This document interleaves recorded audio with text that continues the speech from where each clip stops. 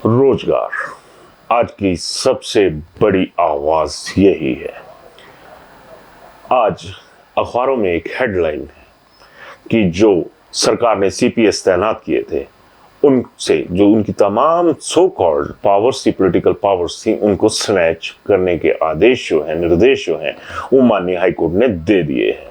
उनसे कहा गया है कि जो तमाम सरकारी सुविधाएं हैं वो वापस लौटाएं। हालांकि अभी तक ये फैसला नहीं हुआ है कि वो सीपीएस के जो पद है, जो पद नाम है, उस पर रहेंगे या नहीं। अभिवादन स्वीकार करें, मैं उदय पठानिया। आज जिस मुद्दे पर मैं बात करने जा रहा हूं वो रोजगार से ही जुड़ा है और आम आदमी के उस रोजगार से जुड़ा है जिसके सपने दिखा दिखा कर मौजूदा कांग्रेस की सरकार ने सत्ता हासिल की थी। और ये बेरोजगारी का जो मसला है, ये जो रोग है, वो आज तक कांग्रेस से खत्म नहीं हो पाया है। ये मसला जुड़ा है उन विभिन्न पदों से जो सरकार ने एडवर्टाइज किए थे और उसके ऊपर अभी तक नियुक्तियां नहीं हो पाई हैं। चाहे ये मसला JOIT 817 का है या फिर 939 का है। जब शीतकालीन सत्र धर्मशाला में चल रहा था तो इस पोस्ट कोड से जुड़े लोगों ने सरकार के पास आकर गुहार लगाने की कोशिश की थी। जो विधानसभा भवन है उससे लगभग 1 किलोमीटर दूर जोरावर सिंह ग्राउंड में इन तमाम अभ्यर्थियों को रोक के रख दिया गया था। सरकार ने इनके साथ वैसी ही दूरियां बनाए रखी जिस तरह की दूरियां रोजगार के साथ सरकार की वजह से ही इन युवाओं के सामने बनी हुई है। देर शाम तक कड़कड़ाती ठंड हो या गुनगुनी सी धूप हो, ये लोग वहां पे चीखते चिल्लाते रहे थे, लेकिन असर कुछ नहीं हुआ। सरकार के कानों में जूं तक नहीं रेंगी थी। अब ये मामला फिर उलझ गया है। एक तो कांग्रेस हाईकमान की सबसे बड़ी मुसीबत ये है, या ये कहूं कि उनका कारनामा ये है कि जिस हिमाचल में बेरोजगारों को रोजगार नहीं मिल रहा, उससे जुड़े हुए जो पोस्ट हैं वो अपने पेज से शेयर कर देते हैं। एक बार फिर बीते दिनों ये जो पोस्ट थी वो शेयर हुई कि रोजगार के सपने साकार हो रहे हैं, हिमाचल में इतने लोगों को रोजगार दे दिया गया। लेकिन उसका नतीजा क्या हुआ?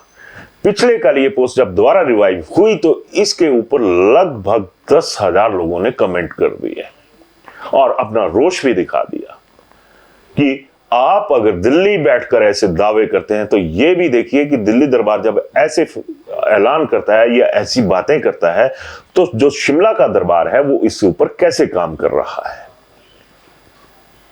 लेकिन नहीं, सियासत चलती है, सियासत चलनी चाहिए। रोजगारों के जो बेरोजगार हैं उनकी जिंदगी पटरी पर चले ना चले, इससे किसी का कोई ताल्लुक नजर नहीं आ रहा है। फिल वक्त तो हालात ऐसे ही हैं।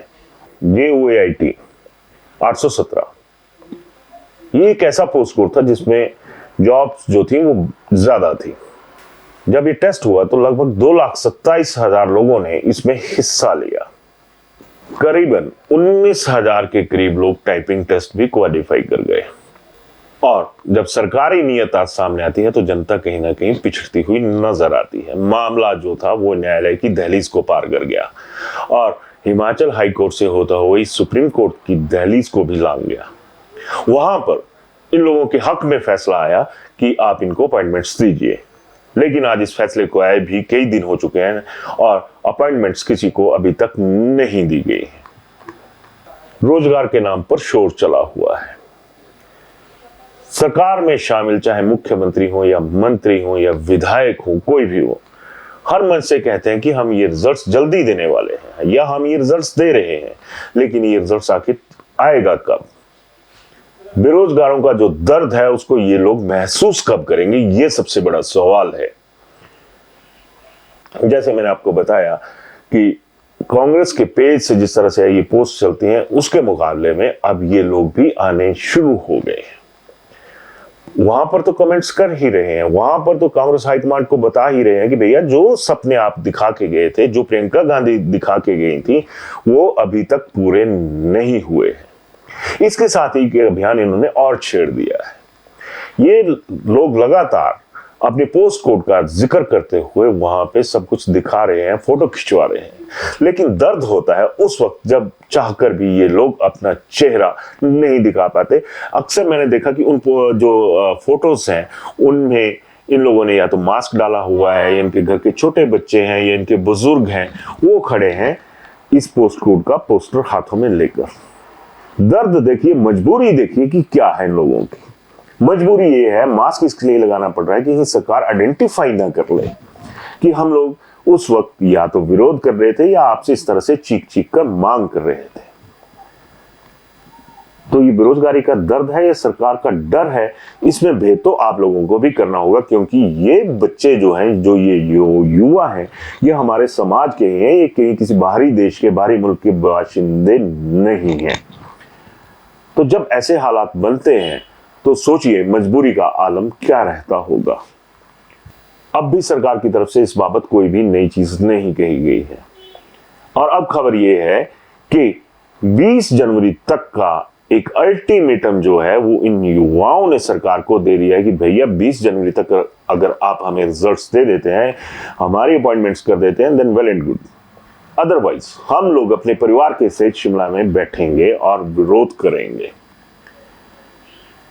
अगर अपना हक मांगने के लिए भी इस बेरोजगारों की फौज को सड़कों पे उतरना पड़ रहा है तो इससे शर्मनाक बात क्या होगी। और सबसे बड़ा शर्मनाक पहलू ये है कि ये उसी दावे की मांग कर रहे हैं जिस दावे को कांग्रेस ने वादे में कन्वर्ट किया था कि हमें सत्ता में लाइए, हम आप लोगों को रोजगार देंगे। क्या फर्क रह गया बीजेपी की सरकार और कांग्रेस की सरकार में?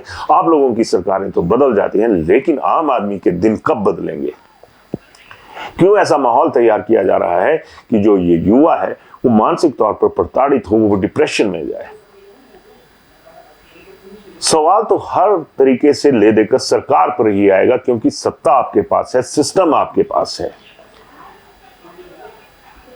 आज तक अगर वैसे देखा जाए तो बहुत कम नेतागण ऐसे होंगे जिनके बच्चों के पास कोई रोजगार नहीं होगा। सियासत की बात है, रोजगार तो सियासत का आपके लोगों के बच्चों का चला रहता है। आम आदमी का बच्चा जो दिन रात पढ़ाई करता है, अपनी रातों की नींद हराम करता है, उसको आराम देने का काम तो आप लोग ही कर सकते हैं, वो काम भी आपसे नहीं हो रहा है।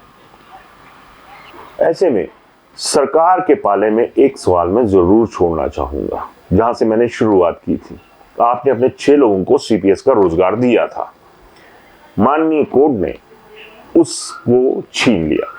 छटपटाहट कांग्रेस में भी होगी, उन 6 बेरोजगारों में भी होगी जिनको ये लग रहा था कि हमें सरकारी सुविधाएं मिल गई हैं।